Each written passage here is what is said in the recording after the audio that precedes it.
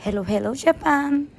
Meron nga po tayong nabiling umipudo or lato ang tawagin sa aming probinsya sa Pilipinas. Bihira mo lang siyang makikita dito sa aming lugar. Kaya napabili ako ng 2 pack guys. Tignan mo, ang liit ng lalagyan. Akala ko parang nadurog na.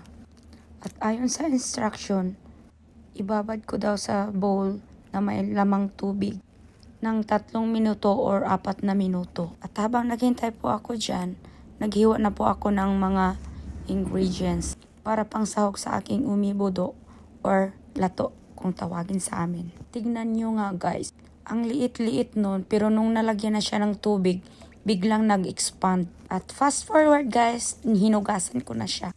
At saka nilagay ko na ang mga pangsahog at saka tinimplahan ko na siya guys. Ilagyan ko ng suka, paminta na may asin at konting bitchen.